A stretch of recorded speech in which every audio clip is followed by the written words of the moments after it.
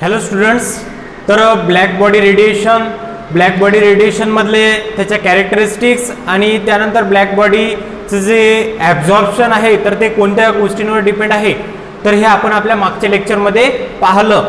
तर त्यानंतर सर्वात इम्पॉर्टंट म्हणजे तो आहे Prevost's theory of exchange of heat. तर आता आपल्याला फक्त इथं स्टेटमेंट द्यायचं आहे आणि या स्टेटमेंटवरून एक वेगळा क्वेश्चन विचारलेला आहे, तर तो याच स्टेटमेंटवर नेक्स्ट क्वेश्चन आपला डिपेंड राहील. तर बघा क्वेश्चन काय आहे, state Prevost's theory of exchange of heat. State Prevost's theory. तर प्रियॉस हा एक पुन्हा सायंटिस्ट आहे आणि या सायंटिस्टने हीट एक्सचेंजवर काय दिलेलं आहे, एक स्टेटमेंट दिलेलं आहे which is related to absorption as well as radiation. Okay, absorption as well as रेडिएशनशी रिलेटेड त्याने काय दिलं, एक स्टेटमेंट दिलं. तर हे स्टेटमेंट बघा काय आहे, ऑल बॉडीज, सर्व बॉडीज, सर्व ऑब्जेक्ट, या युनिवर्स मधले सर्व ऑब्जेक्ट ॲट ऑल टेम्परेचर, सर्व टेम्परेचरवर, बट ते टेम्परेचर कसं असलं पाहिजे, अबोव 0 केल्विन. टेम्परेचर कसं असलं पाहिजे, अबोव 0 केल्विन, म्हणजेच ॲब्सोल्यूट 0 टेम्परेचरपेक्षा जास्त. तर त्यावेळेस ती बॉडी थर्मल एनर्जी काय करते, रेडिएट करते. त्यावेळेस ती बॉडी काय करते, थर्मल एनर्जी रेडिएट करते. त्याच वेळेस तीच बॉडी रेडिएट करण्याच्या सोबतच सेकंड फिनॉमिनन पण ऑकर्ड करते, अराईव्ह करतो, तिथं घडून येतो. तो म्हणजे त्याच टाइमला which also absorb heat radiation, which also absorb heat radiation.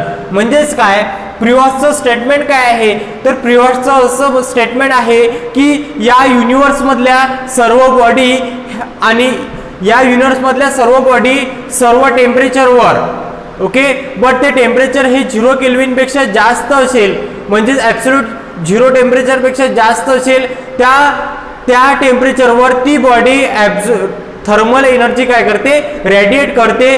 तर ते बॉडी थर्मल एनर्जी रेडिएट करण्याच्या सोबतच पुन्हा जे रेडिएशन असतात तर ते पण काय करतात, ॲब्झॉर्ब पण करतात ते बॉडी. ठीक आहे, म्हणजेच त्या बॉडीमध्ये सायमल्टेनियसली, म्हणजेच ॲट अ टाइम दोन फिनॉमिनॉन ऑकर्ड होतात, दोन फिनॉमिनॉन दिसतात आपल्याला. ते म्हणजेच 0 केल्विन टेम्परेचरपेक्षा जास्त टेम्परेचरवर ती body absorption as well as काय करते, रेडिएशन. ओके, म्हणजेच काय, absorb as well as radiate करते, absorb as well as radiate करते.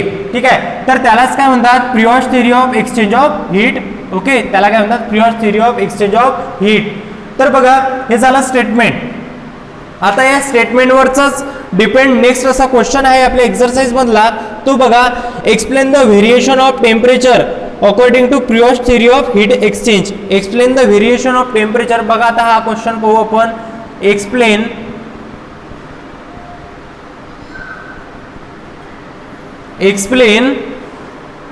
The variation of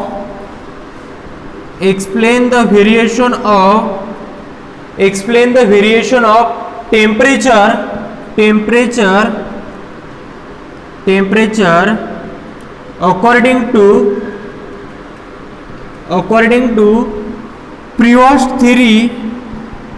according to Priost theory of heat exchange.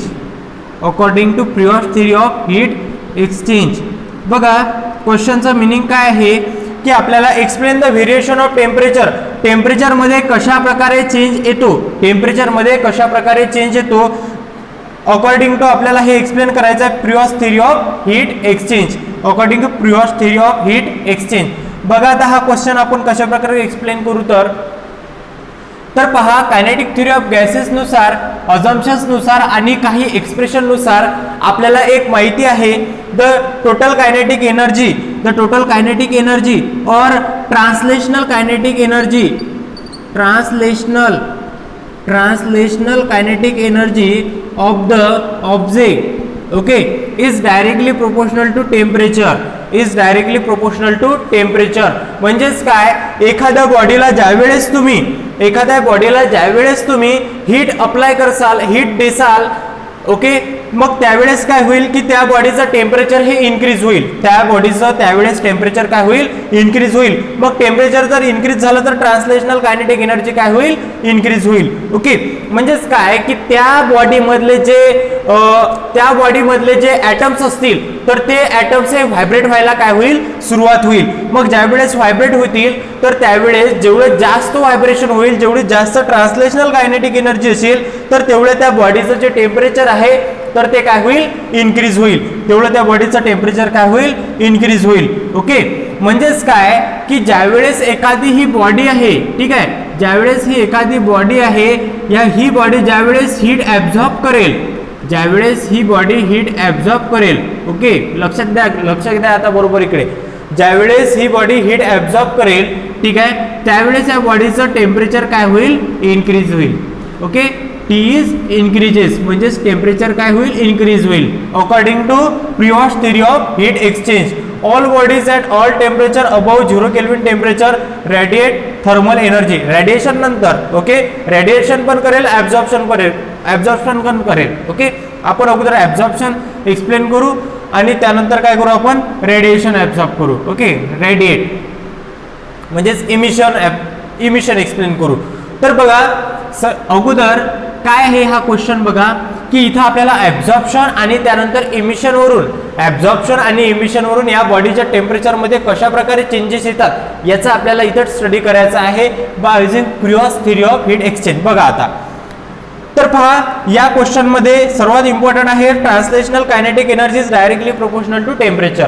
म्हणजेच काय की त्या बॉडीचं टेम्परेचर ही इन्क्रीज होईल जेव्हा ट्रान्सलेशनल कायनेटिक एनर्जी काय होईल, इन्क्रीज होईल. ओके, आणि ही ट्रान्सलेशनल कायनेटिक एनर्जी केव्हा इन्क्रीज होईल की ज्यावेळेस तुम्ही याला हीट सप्लाय करसाल तेव्हा. ठीक आहे, म्हणजेच हीट ॲब्झॉर्ब करेल ही बॉडी, हीट ॲब्झॉर्ब केल्यानंतर या बॉडीमधले जे ॲटम्स आहेत तर हे व्हायब्रेट होतील. हे व्हायब्रेट झाल्यामुळे या बॉडीचं टेम्परेचर काय होईल, इन्क्रीज होईल. Okay, that is the coefficient of absorption is increases, that is the coefficient of absorption और रेट ऑफ ॲब्झॉर्प्शन म्हणू आपण याला. ठीक आहे, रेट ऑफ ॲब्झॉर्प्शन इन्क्रीजेस. आलं लक्षात?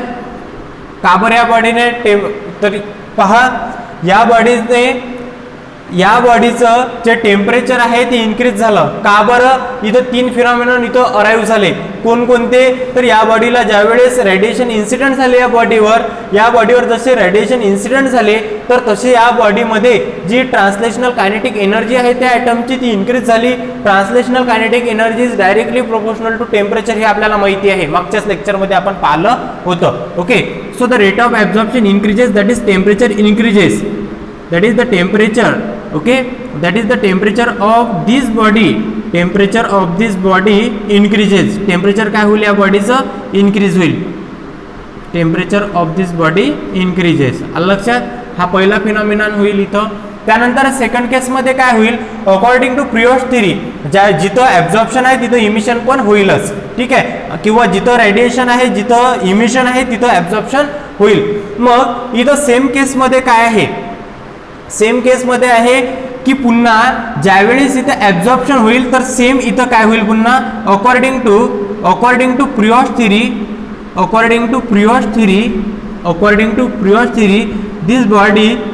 दिस बॉडी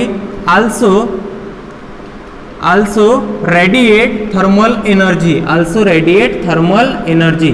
याच पॉइंटला याच टाइमला रेडिएट थर्मल एनर्जी. ओके, ही बॉडी पुन्हा काय रेडिएट करेल, थर्मल एनर्जी पण काय करेल, रेडिएट करेल. ओके, मग आता ठीक आहे, इथं ॲब्झॉर्प्शन पण झालं आणि त्यानंतर इथं इमिशन पण होईल. या बॉडीमध्ये ॲट अ टाइम होईल असं कोणी सांगितलं, प्रियॉशने सांगितलं.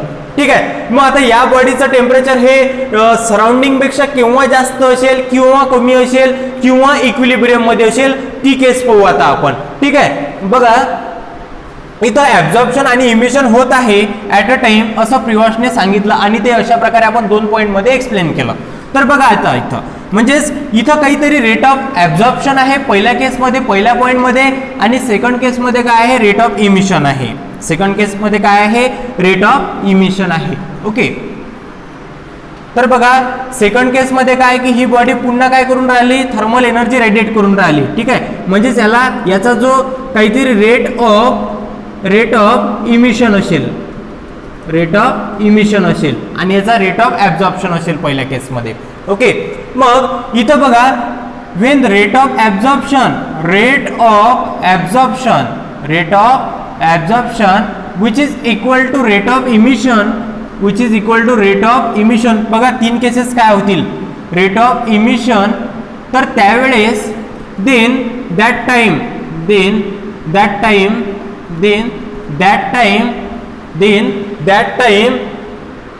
the temperature of body in thermal equilibrium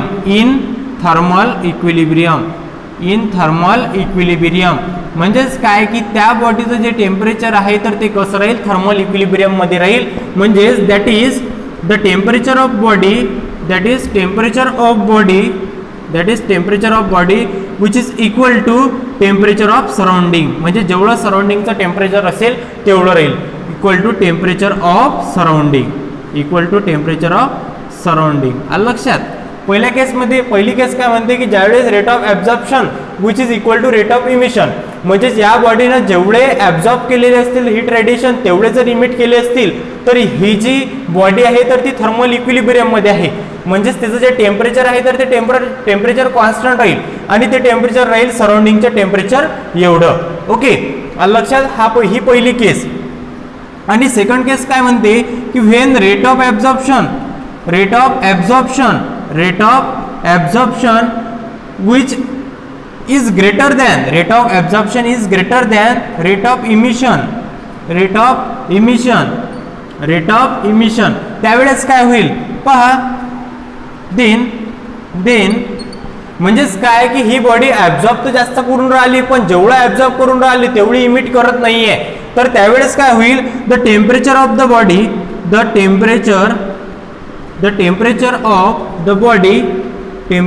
the body increases. Temperature काय होईल त्या बॉडीचं इन्क्रीज होईल. ठीक आहे. थर्ड केस काय आहे, रेट ऑफ इमिशन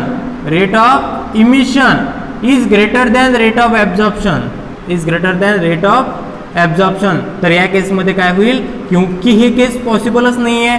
बघा ही केस पॉसिबल आहे का, ही केसच पॉसिबल नाही आहे.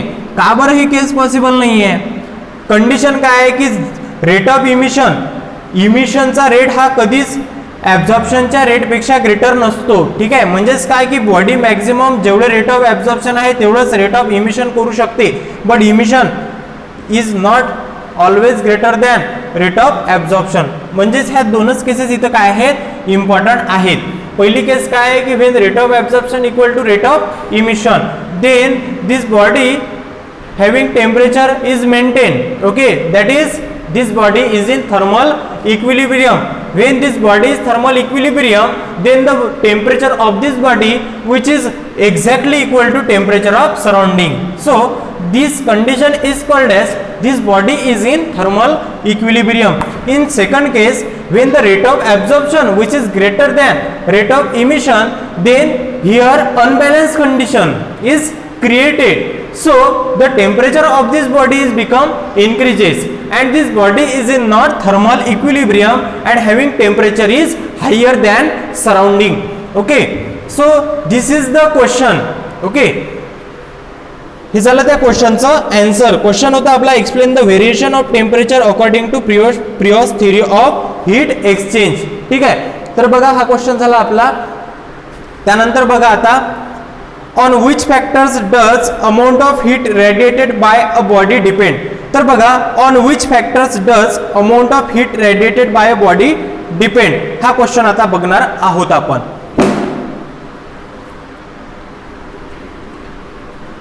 तर बघा इथं तुम्हाला लिहून घेण्यासाठी टाइम जर मिळत नसेल किंवा जर तुमच्याकडे जर प्रॉपर नोट्स नसतील नवीन सिलेबसशी रिलेटेड, तर तुम्ही माझ्याशी कॉन्टॅक्ट साधायचा आणि जो क्वेश्चन तुम्हाला पाहिजे तर त्या क्वेश्चन विचारून घ्यायचा.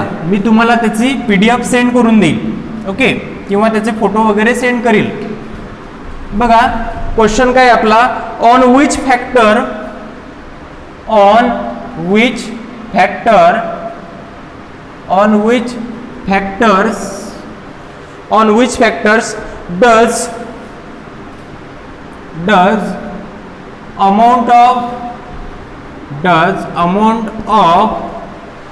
does amount of heat radiated by a body radiated by a body depend, okay, is depend, okay, by a body depend. तर बघा क्वेश्चनचं मिनिंग असं आहे की on which factors does amount of heat radiated by a body depend. म्हणजेच एखादी ही body आहे XYZ, या बॉडीचे जे रेडिएटेड अमाऊंट आहे, म्हणजेच ही बॉडी किती अमाऊंटमध्ये हीट रेडिएट करू शकते, अमाऊंट ऑफ हीट रेडिएटेड, हे कोणत्या गोष्टीवर डिपेंड आहे, ही बॉडी किती अमाऊंट ऑफ हीट रेडिएट करू शकते हे कोणकोणत्या फॅक्टरवर डिपेंड आहे. तर बघा हे जनरली 3 फॅक्टरवर डिपेंड आहे. एक म्हणजे लक्षात ठेवायचं टेम्परेचर, सेकंड लक्षात ठेवायचं नेचर ऑफ दिस बॉडी, त्यानंतर थर्ड लक्षात ठेवायचं एरिया किंवा सरफेस एरिया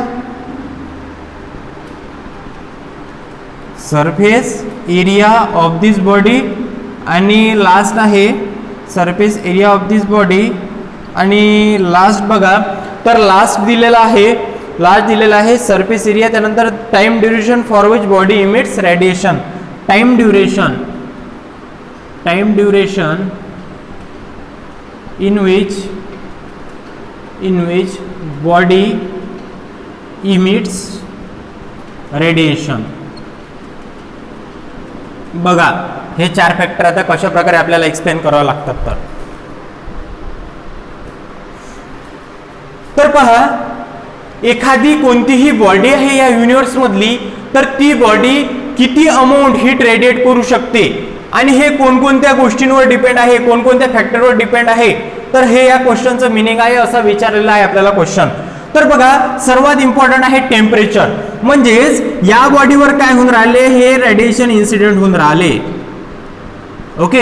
आणि या हीट रेडिएशनचं नेमकं टेम्परेचर किती आहे, तर यावर काय डिपेंड आहे की ही बॉडी किती अमाऊंट मध्ये हीट रेडिएट करेल, ओके. म्हणजेच जेवढं जास्त हीट रेडिएशन तुम्ही टेम्परेचरचे जेवढं जास्त टेम्परेचरचे हीट रेडिएशन तुम्ही या बॉडीवर इन्सिडेंट करत असाल, तेवढी ती बॉडी जास्त अमाऊंट मध्ये हीट काय करेल, रेडिएट करेल, ओके.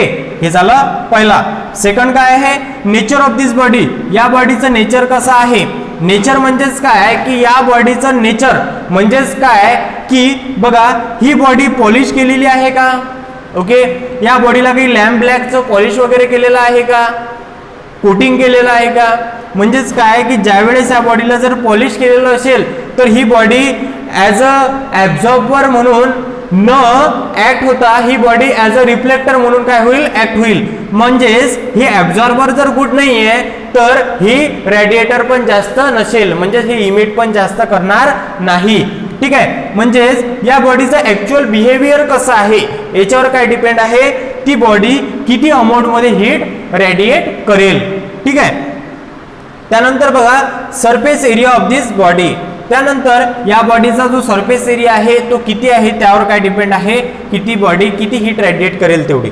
त्यानंतर आहे time duration in which body emits radiation. तर त्यानंतर इम्पॉर्टंट आहे तो म्हणजे टाइम ड्युरेशन, म्हणजेच time duration in which body emits radiation, म्हणजेच ही बॉडी किती जास्त वेळपर्यंत हीट रेडिएट करू शकते याच्यावर काय डिपेंड आहे. ह्या सर्व या बॉडीची रेडिएटिंग पॉवर किंवा याला काय म्हणतो आपण, this factor which is this factors does amount decide the heat radiation, okay. म्हणजेच काय this all 4 factors decide how much amount of heat radiation can be radiated, okay. तर हा झाला आणखी एक आपला क्वेश्चन, ठीक आहे. तर पहा आजच्या लेक्चर मध्ये आपण 3 क्वेश्चन पाहिले. पहिला क्वेश्चन आहे प्रियॉस थेरी. तर प्रियॉस थेरीचं सर्वात पहिलं याच्यामध्ये स्टेटमेंट, प्रियॉसने काय म्हटलेलं आहे की all bodies at all temperatures emits thermal energy but above 0 kelvin temperature at same time this body also absorb the heat radiation. असं कोणी म्हटलं, प्रियॉसने म्हटलं, ठीक आहे. मग प्रियॉसच्या थेरीजवरूनच आपल्याला हीट एक्सचेंज एक्सप्लेन करायचं आहे, ठीक आहे. टेम्परेचर मध्ये कसा चेंज येतो. तर बघा तर सर्वात अगोदर त्या बॉडीचं जे टेम्परेचर आहे तर ते डिपेंड आहे ट्रान्सलेशनल कायनेटिक एनर्जीवर. म्हणजेच त्या बॉडीची जेवढी ट्रान्सलेशनल कायनेटिक एनर्जी ही जास्त असेल त्यावेळेस त्या बॉडीचं टेम्परेचर हे जास्त होईल. ओके, मग ज्यावेळेस तुम्ही त्या बॉडीवर हीट रेडिएशन इन्सिडेंट करसाल तर त्यावेळेस ती बॉडी काय करेल, हीट रेडिएशन ॲब्झॉर्ब करेल. ओके, म्हणजेच त्याचा काहीतरी काय राहील, रेट ऑफ ॲब्झॉर्प्शन काय राहील, रेट ऑफ ॲब्झॉर्प्शन राहील.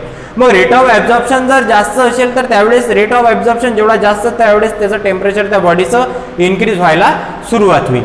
ठीक आहे. सेकंड केसमध्ये सेम काय आहे की त्याच वेळेस body according to Prevost's theory ती बॉडी काय करते, हीट रेडिएशन हे इमिट करते. हीट रेडिएशन काय करते, इमिट करते.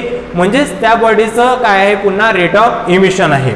ओके, मग इथं दोन केसेस पॉसिबल आहेत की टेम्परेचर इन्क्रीज आणि त्यानंतर ॲट सेम केव्हा होईल. तर इन्क्रीज आणि सेम केव्हा होईल किंवा ती बॉडी थर्मल इक्विलिब्रियममध्ये केव्हा राहील की ज्यावेळेस त्या बॉडीचा rate of absorption which is also equal to rate of emission होईल. तर त्यावेळेस ते बॉडीचं जे टेम्परेचर आहे ते मेंटेन राहील आणि ते बॉडी थर्मल इक्विलिब्रियममध्ये असेल. म्हणजेच त्या बॉडीचं जे टेम्परेचर असेल ते सराउंडिंगच्या इक्वल असेल. ओके, ही पहिली केस. सेकंड केस काय आहे की when the rate of absorption which is greater than rate of emission, त्यावेळेस त्या बॉडीचे ट्रान्सलेशनल कायनेटिक एनर्जी इन्क्रीज होऊन जाईल. त्यामुळे त्या बॉडीचं टेम्परेचर हे सराउंडिंगपेक्षा काय असेल, ग्रेटर असेल. म्हणजेच ती बॉडी थर्मल इक्विलिब्रियममध्ये नसेल. ओके, तर अशा प्रकारे इथं दोन केसेस आपण एक्सप्लेन केल्या. ठीक आहे. त्यानंतर बघा, त्यानंतर डिपेंड आहे की ती बॉडी किती अमाऊंटमध्ये हीट रेडिएट करू शकते. तर हे कोणकोणत्या गोष्टींवर आहे, तर सर्वात अगोदर टेम्परेचर, की तुम्ही किती टेम्परेचरचे हीट रेडिएशन त्या बॉडीवर इन्सिडेंट करत आहात. त्यानंतर सेकंड आहे त्या बॉडीचं नेचर, म्हणजे ती बॉडी पॉलिश केलेली आहे, लॅम्प ब्लॅक केलेली आहे. ठीक आहे. त्यानंतर थर्ड आहे की surface area of this body, त्या बॉडीचा सरफेस एरिया किती आहे. आणि त्यानंतर लास्ट आहे टाइम ड्युरेशन, म्हणजेच ती बॉडी किती टाइम ड्युरेशन पर्यंत इमिशन करू शकते. ठीक आहे. तर अशा प्रकारे पाहिले आपण 3 क्वेश्चन.